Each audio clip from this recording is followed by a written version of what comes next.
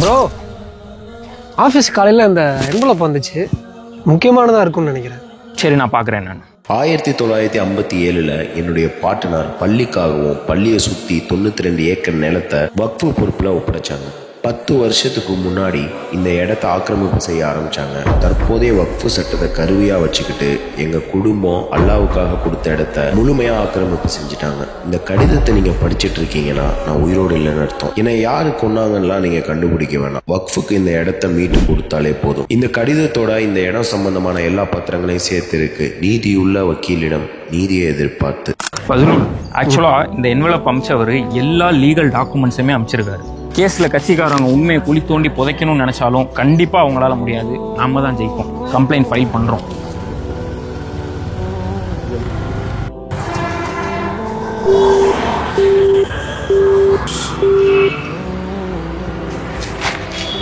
ஃபஸ்லு, எனக்கு ஒரு ஹெல்ப் பண்ணுங்க. இந்த என்வலப் அமைச்சவரோட அட்ரஸ்க்கு போயிட்டு அவர்கிட்ட போய் இன்னும் மோர் டீட்டெயில்ஸ் எதுவும் கலெக்ட் பண்ண முடியுதான்னு ட்ரை பண்ணி பாருங்கள். ஓகே ப்ரோ, நான் போயிட்டு கால் பண்ணுறேன் உங்களுக்கு. பாய் பாய், தூங்கிட்டு இருக்கீங்களா? ரத்தம் ஜஹீர் பாய், நீங்கள் சொன்ன இடத்துக்கு வந்தேன். அவரை யாரோ கொலை பண்ணிட்டு போயிருக்காங்க பாய். ரொம்ப சீரியஸான மேட்டராக இருக்கும் போல். கண்டிப்பாக இந்த கேஸில் நமக்கு வேறு ஏதாவது ஹெல்ப் தேவைப்படும். கண்டிப்பாக ஜமாத்தோட ஹெல்ப் நமக்கு தேவைப்படும்.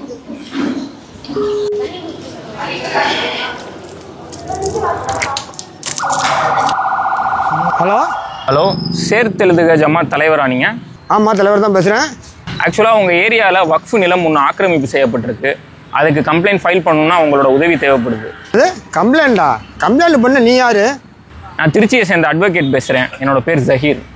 சரிப்பா, அட்வொகேட்டுங்கிறீங்க, நீங்களே கம்ப்ளைண்ட் பண்ண வேண்டியதானே? அதாவது இந்த கேஸை நான் தனிப்பட்ட முறையில் கோர்ட்டுக்கு நான் எடுத்துகிட்டு போனேன்னா நீ யார் இந்த கேஸை ஃபைல் பண்ணுறதுக்குன்ற ஒரு கேள்வி வரும். அதாவது அந்த வக்ஃபு நிலம் வட்டாரத்துக்கு உட்பட்ட மக்கள் யாராவது உங்களை மாதிரி பெரிய ஆள் வந்து மனுதாரராக இருந்தால் மட்டுமே இந்த கேஸில் நம்மளால் ஜெயிக்க முடியும். போன வாரம் தான் வக்ஃபு சார்பாக ஜமாத்து பேரில் பிரச்சாரம் பண்ணோம். இப்போ மறுபடியும் வக்ஃபோட உள்பிரச்சனைக்கு கூப்பிட்றீங்க. இதெல்லாம் பெரிய மண்டேடிப்பா. நீங்கள் மனுதாரராக வரேன்னு மட்டும் சொல்லுங்கள். இந்த கம்ப்ளைண்ட்டை ஃபைல் பண்ணி நான் அடுத்த கட்டத்துக்கு எடுத்துகிட்டு போகிறேன். எப்படி இருக்காங்க பார்த்தியா? அந்த ஓசி ஜமாத் நம்பர் சொல்லு. ஹலோ, ஓசி ஜமாத் தலைவர் பேசுகிறீங்களா? ஓசி ஜமாத் இல்லை தம்பி, ஒற்றுமையின் சிகரம் ஜமாத். அப்படி சொல்லுங்க தம்பி. ஐயோ, சாரி. ஆக்சுவலாக உங்கள் ஏரியாவில் வக்ஃபு நிலம் ஆக்கிரமிப்பு செய்யப்பட்டிருக்கு கட்சிக்காரவங்கனால. அதுக்கு உங்கள் உதவி கொஞ்சம் தேவைப்படுது. தம்பி, கட்சி விஷயத்தில் நம்ம ஜமாத்தில் இழுக்காதீங்க. நம்மளை வந்து ஒழிச்சிட்டு போயிடுவாங்க. நம்ம இருக்கிற இடம் தெரியாமல் வாழ்ந்துக்கிட்டு இருக்கோம். வச்சிருங்க. ஆசையுடன் கேட்பவர்க்கு உங்கள் ஏரியாவில் வக்ஃபு நிலம் ஆக்கிரமிப்பு செய்யப்பட்டிருக்கு கட்சிக்காரவங்கனால. அதுக்கு உங்கள் உதவி கொஞ்சம் தேவைப்படுது. வாலைக்கும் சலாம் மஹமத்துல்லாஹி வ பரக்காத். இவனுங்க வேறு ஏதாச்சும் ஒரு பிரச்சனையை பேசிக்கிட்டு. கேகே நகர் செகண்ட் கிராஸ் ஞாபகம் இருக்கா?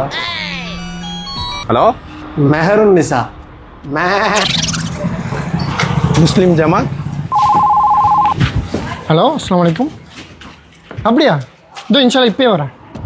எல்லா ஜமாத் தலைவர்களும் வரேன்னு சொல்லிட்டாங்க. ஆனால் அந்த முஸ்லீம் ஜமாத் தலைவர் மட்டும் வரமாட்டேங்கிறாரு. அப்படியா? அப்போ அவரை தூக்குறதுக்கு வேற பிளானை போடுங்க. பேர் எப்படி உங்களுக்கு தெரியும்? வா, நம்ம போவோம் ஒரு இடத்துக்கு. எங்கடா எங்களை கூட்டிட்டு போறீங்க? இங்க எப்ப யாருன்னு தெரியுமா? முஸ்லிம் ஜமாத் தலைவர். அவர் வேண்டாம் அவனை கூட்டு வர சொன்னாரு. வண்டியட போலாம். அஸ்ஸலாமு அலைக்கும்.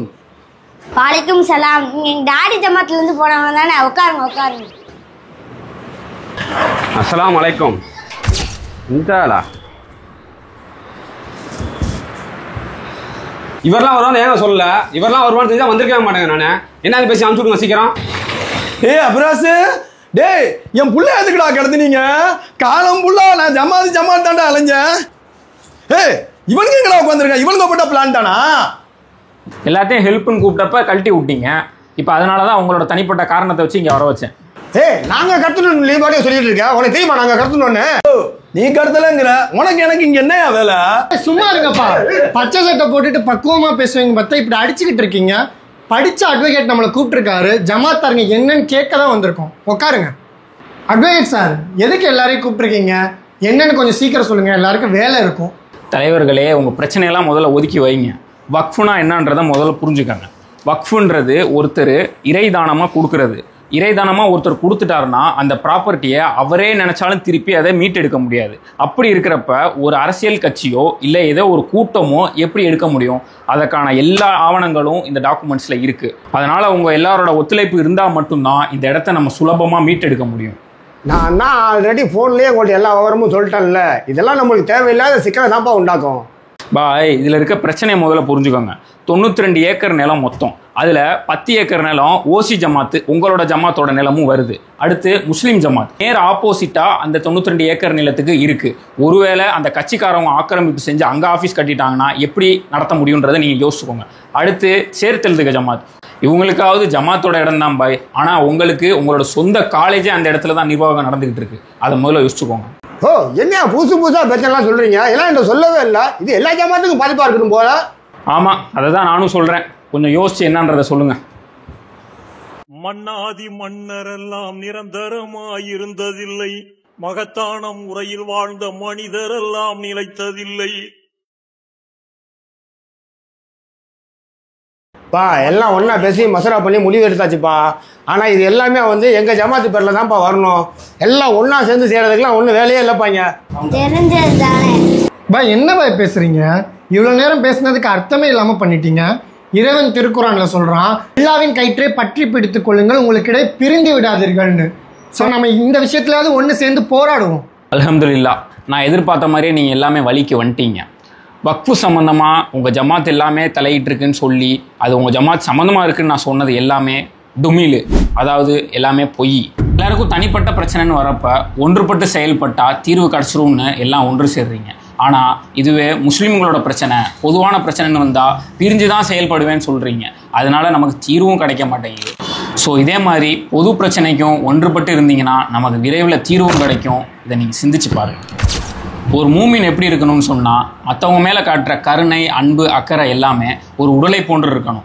உதாரணத்துக்கு, உடலில் ஒரு இடத்துல அடிபட்டுருச்சு அப்படின்னா அதை சரி செய்கிறதுக்கு மற்ற எல்லா பாகங்களும் முயற்சி செஞ்சு அந்த தூக்கமே இழந்துடும். அதுபோல் நம்ம எல்லாரும் மூமினா ஒற்றுமையாக இருக்கணும். இதை சிந்திச்சு பாருங்கள். வக்கீல் சார், இன்ஷால்லா நீங்கள் சொன்னதெல்லாம் எங்களுக்கு புரிஞ்சு. சார், நாங்கள் எல்லாம் ஒத்துமையாக சேர்ந்து இந்த விஷயத்தில் முடிவு பண்ணிட்டோம்.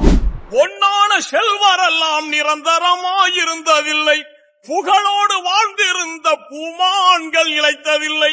பூதலத்தில் இந்த நிலை புரிந்திடாமல் பேசுகின்றாய். களத்தில் சந்திப்போம். மௌத்தையே நீ மறந்து இங்கு வாழலாகுமா? மாறிடும் வாழ்வில் மூழ்குதல் நியாயமா?